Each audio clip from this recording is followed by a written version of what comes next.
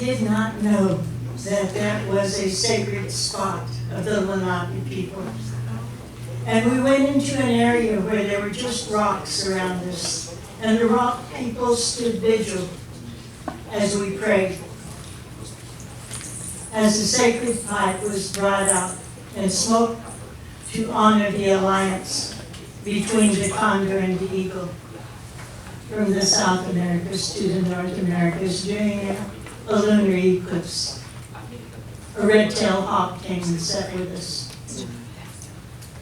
A red cardinal came and sat with us. We cried and we laughed. And it reminds me of today. I know that we came here as judges to listen to the things that went on. And inside, the prayer has still brought me to tears and still brought me to joy. To the joy of resistance, to the joy of the understanding that at this sacred moment in time, we are in the process, not just of healing, but of adaptation, of post-traumatic growth, post-traumatic wisdom that is flowing from the indigenous people, all the allies. I was once told by my brother Carter Camp, leader of the American Indian movement, he said, "Sis, a time is coming right now," he said, "where it won't just be Red Nations people that feel and understand what this earth is saying. Because those same people who came here as settlers, as colonizers, are eating the foods of Mother Earth. They're drinking from her breast, from the streams that flow. They're breathing the air that she provides from her mountain tops, from inside her in Wind Cave.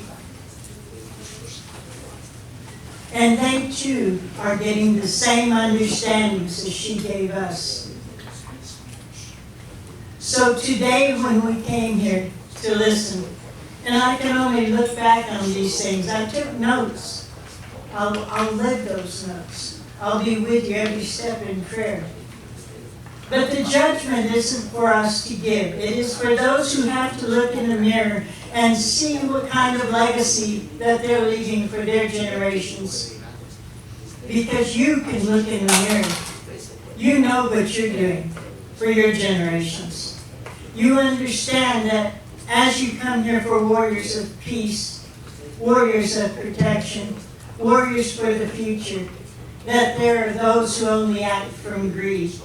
And they're the ones who have to answer to themselves. So I'm just going to remind you of the agenda a little bit.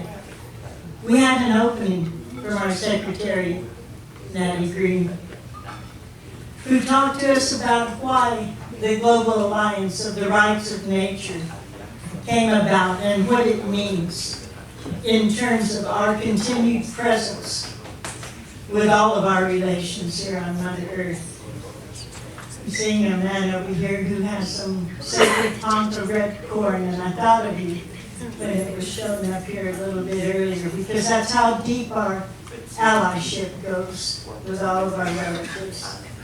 We have the introduction from Oswald Oriel Lake and the Tribunal presidents, Patricia Galingua. Remember what they said. That's why we're here. We had the initial arguments on behalf of our Mother the Earth from the prosecutor, Linda Sheehan, who's been on the front lines for the rights of nature for as long as I've been part of this. We had the theoretical frameworks and client science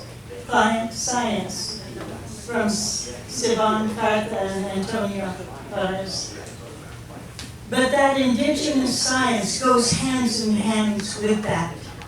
We cannot listen to those scientists without listening to the indigenous wisdom and the science that it brings forth at this time of climate change. We listen to the false solutions of REDD Plus and geoengineering, fossil fuel infrastructure expansion and impacts, Case 1 Mountain Valley Pipeline. We've been on the front lines with this family. We know the strength of what they're doing, and we understand the depth of what the muscle does for us. I didn't know. All of these sciences and these indigenous sciences and the spirituality that comes with being an indigenous person has been present through that. Case 2, Mozambique. Case 3, coal in India. Case 4, coastal gas link pipeline in Canada. Coffee break, my favorite one. Case 5, the refinery. Case 6, oil spills in the Philippines. Case 7, coal in Africa. Case 8, ECOP. Stories of the sacrifice zones in Louisiana, Cancer Alley. We can all relate to that where we live with the petroleum industry. Case 2, Argentina. Solutions, Ecuador. My darling Julia Hornick talking about Keystone XL.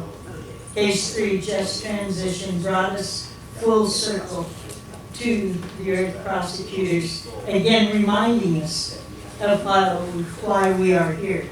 Why we are here is to very clearly condemn the mass murderers of the extractive industry.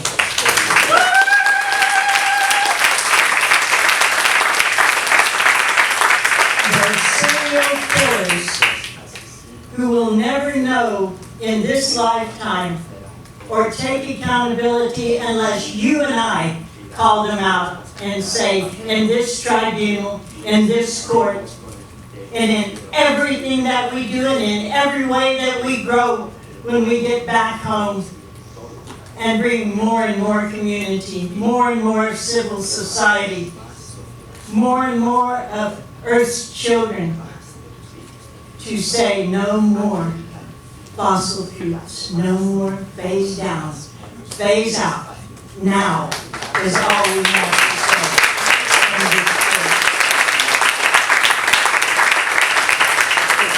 We hold up the Declaration on the Rights of Indigenous People, and as my relative Tom Goldtooth was saying to us earlier, I have heard one string of truth through all of this, is that Indigenous people do not separate themselves from rights of nature.